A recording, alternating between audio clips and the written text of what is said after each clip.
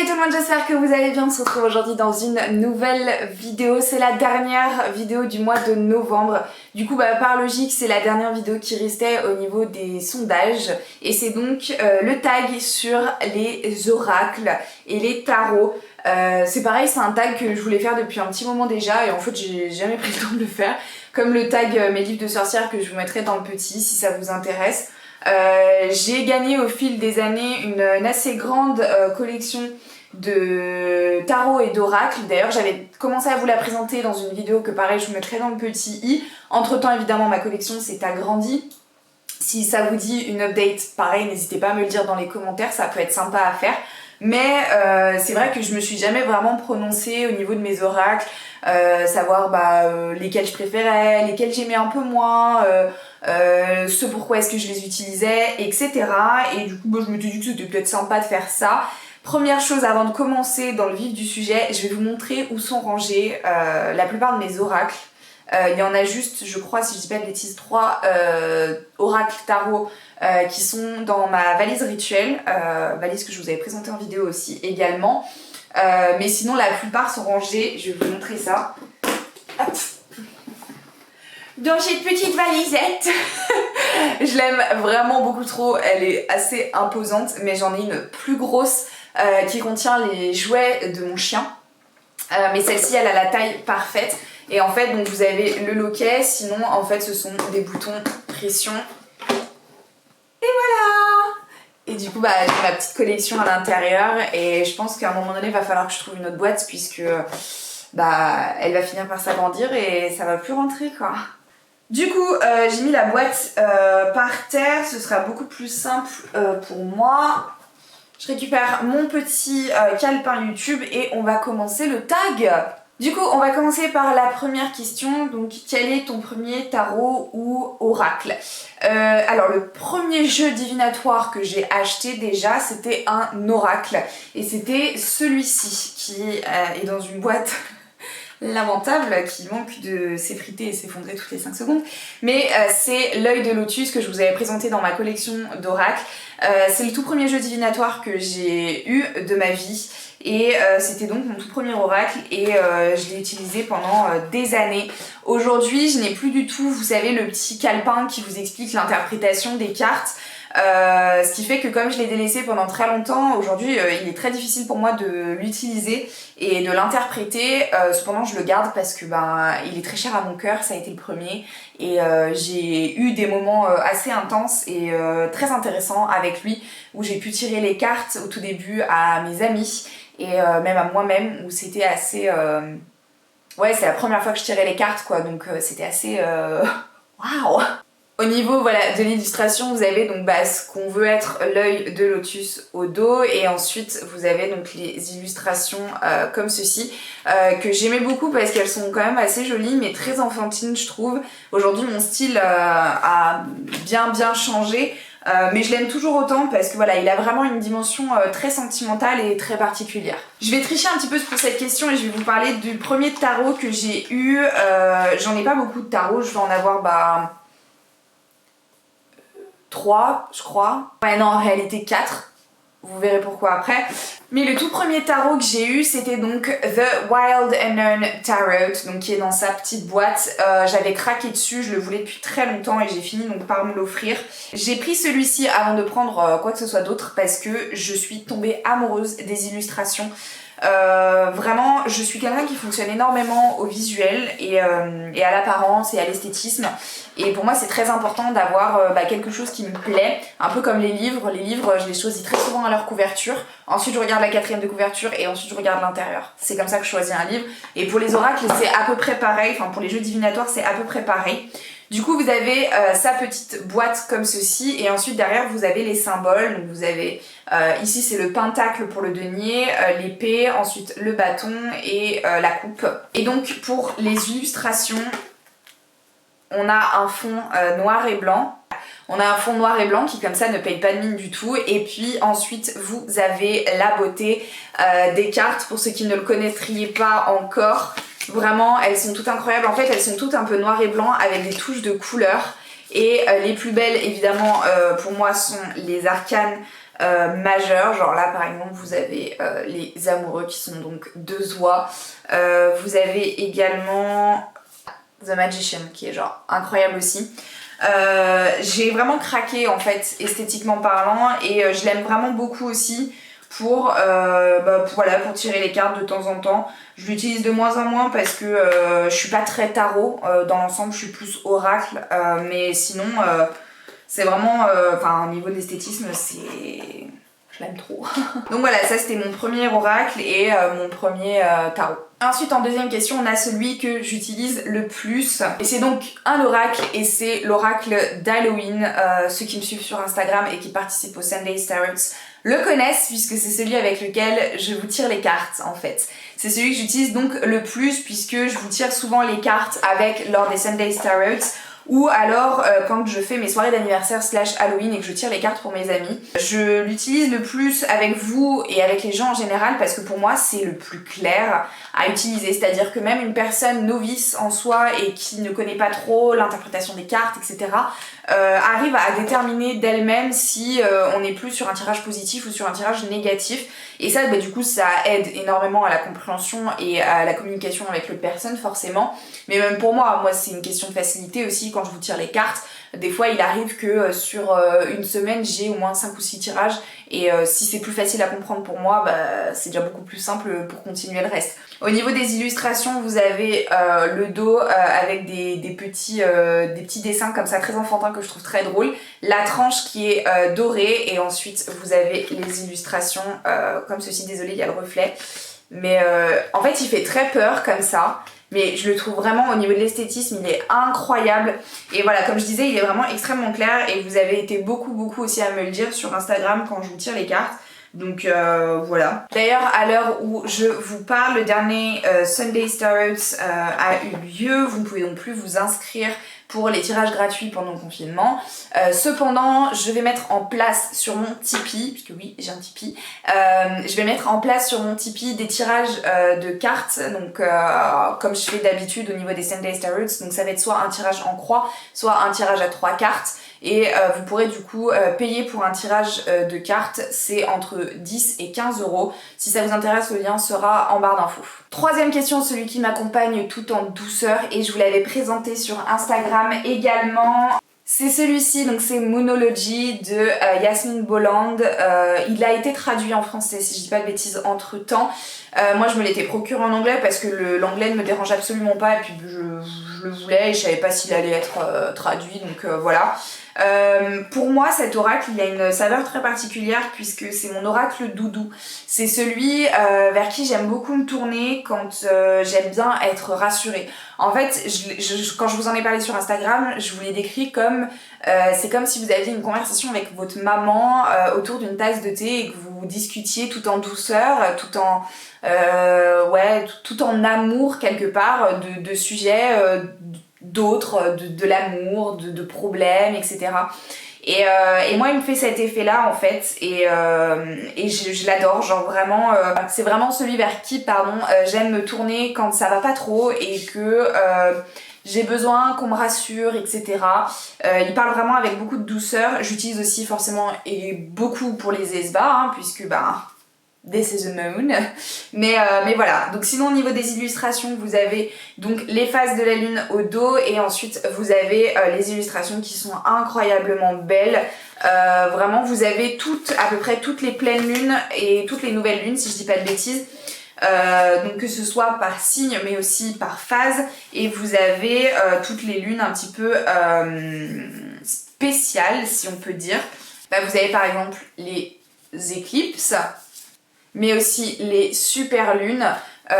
Et puis voilà, l'illustration aussi fait en sorte qu'on est toujours dans cet univers très poétique, très doux, comme si vous étiez en fait bercé par une petite chanson. Enfin, vraiment hyper sympa. Je vous le conseille, sachant qu'il a été traduit maintenant en français. C'est vraiment, je pense, un oracle qui peut convenir à tout le monde. Après voilà, c'est vraiment... c'est pas celui qui va vous prendre par les épaules, vous secouer et vous dire non mais oh, wake up. Non, pas du tout.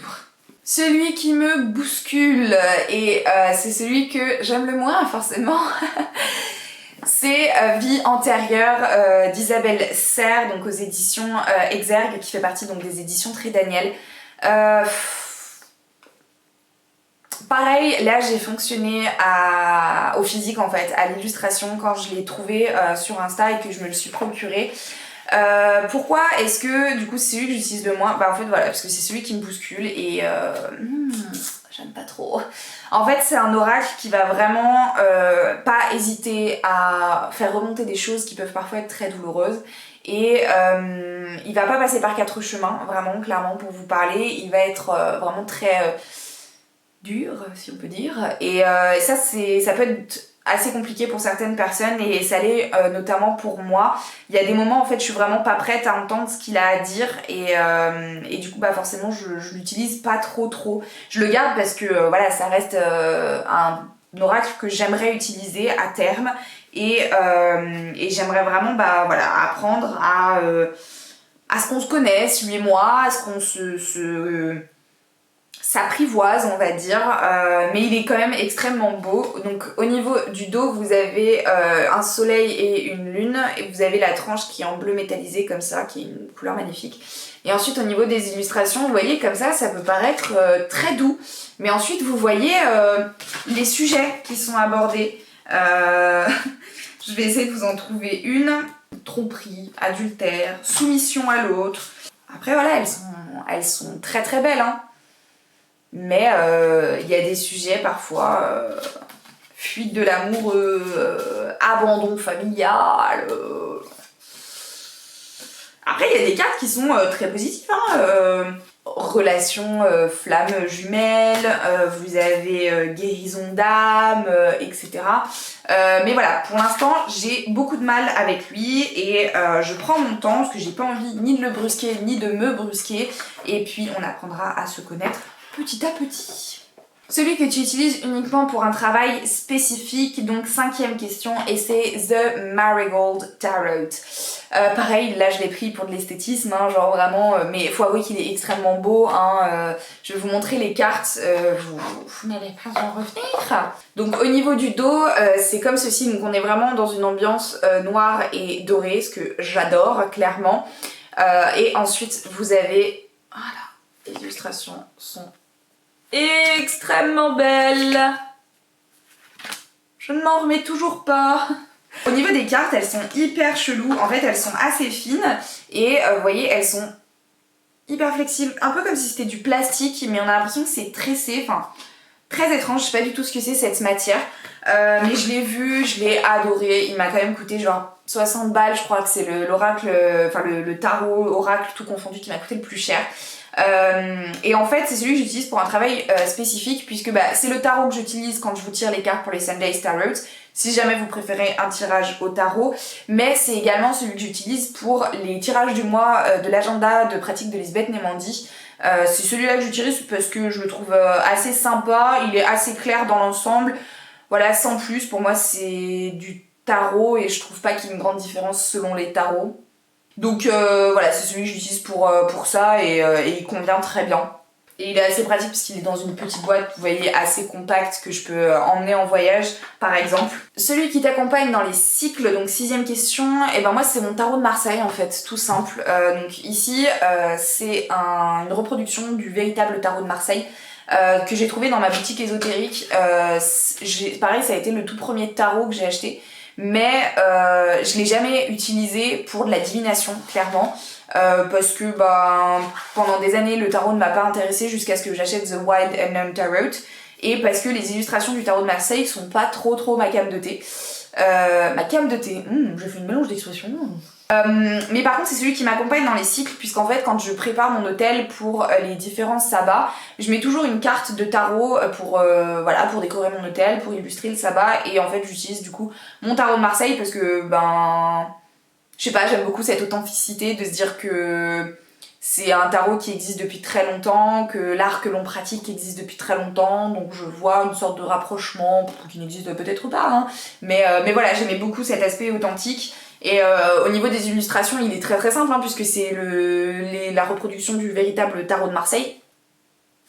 Vous voyez vraiment... Bref, ces images, vous les avez déjà vues, même l'arrière est pas incroyable.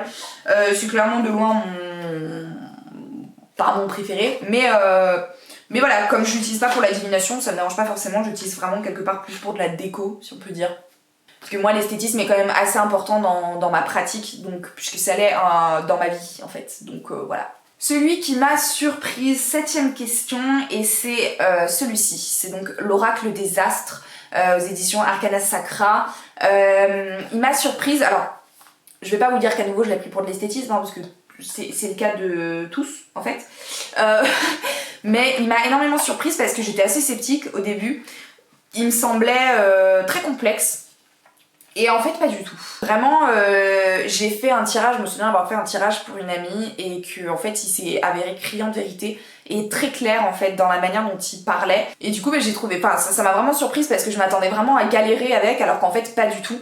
Les illustrations sont toutes extrêmement belles et en fait elles sont vraiment donc spécialisées sur les astres. Mais vous voyez aussi du coup les signes astraux. On est vraiment dans un aspect dessin, peinture qui est magnifique vraiment, et au dos du coup vous avez hop voilà, vous avez les symboles en fait astrologiques et voilà, il m'a vraiment surprise parce que voilà, je m'attendais vraiment à galérer et en fait bah pas du tout. 8ème question, ta carte préférée. Alors c'est d'un tarot que j'ai eu tout récemment grâce aux éditions Bussière. Je sais pas si vous le savez mais je suis en partenariat avec eux, donc chaque mois ils m'envoient un petit peu leurs nouveautés et ils m'ont envoyé ce petit bijou. C'est donc le tarot Les Lames de l'âme, donc par Justine Darmon, qui a fait un travail incroyable sur ce tarot. Comme je vous l'ai dit, je suis pas très tarot, mais quand je l'ai vu passer, j'ai adoré son esthétisme, genre vraiment il est assez incroyable. Je vais vous sortir quelques cartes pour vous montrer, mais en fait vous voyez c'est que des photographies, hein. Donc ce sont que des photos et vraiment il a une ambiance que j'adore. C'est très chelou, c'est une ambiance un petit peu malaisante, mais c'est du bon malaise. Je sais pas comment expliquer ça, mais vraiment je l'aime vraiment beaucoup. Du coup ma carte préférée est dans ce jeu là, je vais essayer de la retrouver. C'est évidemment une arcane majeure. Ah voilà, elle est là. C'est le soleil. C'est une carte que je trouve tellement puissante. Bon, outre que le mec est plutôt canon, mais c'est une carte que je trouve très puissante. Vraiment c'est cet homme, bon le focus ne veut plus du tout se faire, cet homme voilà nu qui tient le soleil entre ses mains, je sais pas, elle m'inspire énormément et voilà, je l'aime vraiment beaucoup. Donc voilà. Je tiens à nouveau à remercier les éditions Bussière s'ils passent par ici pour ce petit cadeau. Ça m'a fait extrêmement plaisir et une fois encore félicitations Justine parce que c'est un travail incroyable à nouveau que tu as fait. On arrive à la 9ème et dernière question, c'est donc mon préféré parmi tous. Alors je vous aurais pas présenté tous mes oracles et tarots. Après si ça vous intéresse, comme je vous ai dit, je vous ai fait une vidéo sur ma collection. Donc oui certes je l'ai agrandi entre temps, mais voilà, si vous voulez une update, n'hésitez pas à me le dire dans les commentaires. Mais mon préféré de tous, c'est lui. C'est l'oracle du peuple animal d'Arnaud Rioux, donc aux éditions Très Daniel. Que dire à part que je l'aime en fait. Ce qui m'a vraiment intéressée au tout début avec cet oracle, c'est ben voilà, cet aspect animal, ce rapprochement avec les animaux. Je suis quelqu'un qui adore les animaux et en plus je m'intéresse beaucoup au chamanisme qui est vraiment quelque chose de très proche de la nature, donc du coup ça m'intéressait d'autant plus. Alors le livre explicatif est extrêmement épais parce qu'il y a beaucoup d'informations et en fait chaque petite carte, donc elles sont dans un petit pochon doré, déjà ça c'est trop classe, et en fait chaque petite carte est un animal. Donc là par exemple vous avez les cygnes, ici on a la biche, si je dis pas de bêtises, c'est ça, la biche, ensuite vous avez le castor, ensuite le singe, et en fait chaque animal est rangé dans une famille, catégorie, et vous en avez 4. Vous avez donc la posture, vous avez la communication, l'action et la transformation. Et en fait ils sont reconnaissables au niveau des animaux avec le symbole qui est en fait juste au-dessus, je sais pas si vous allez le voir. Donc là et ici, c'est donc communication. De base, l'animal a vraiment une interprétation particulière et en fait, le fait qu'il soit catégorisé aussi dans une famille donne une autre interprétation. Et un des tirages que nous propose Arnaud dans son petit livret, c'est justement chaque jour de tirer une carte différente et d'essayer de chercher à comprendre ce que l'animal que l'on tire veut nous dire. J'ai fait ça pendant une petite période et j'ai arrêté parce que c'était pas pratique, j'oubliais, enfin bref, moi dans toute ma splendeur. Mais il faudrait que je le reprenne parce que des fois c'était vraiment criant de vérité. Genre des fois j'ai eu l'ours vraiment pour me rappeler la force, des fois j'ai eu l'escargot parce que faut apprendre à se poser de temps en temps quand même. Et il y a des animaux qu'on pourrait... En fait, on pourrait avoir une interprétation d'un animal qui parfois n'est pas la bonne, enfin, ou tout du moins n'est pas celle que Arnaud nous donne. Et après, vous avez des animaux qui sont, comment on appelle ça, fantastiques. Donc vous avez par exemple le griffon ici, mais il me semble qu'il y avait le dragon. Ah, il y a le sphinx, la licorne. Voilà, dans ce qui me semble, il y a le dragon. C'est un jeu de cartes qui peut aussi vous permettre, pourquoi pas, de trouver et de vous rapprocher de vos animaux totems. Alors moi, personnellement, les animaux totems, pour l'instant, j'ai trouvé les miens, on va dire. J'en ai actuellement 3 qui me suivent. Ils restent avec moi, ils viennent de temps en temps, selon certaines périodes de ma vie, pour diverses raisons.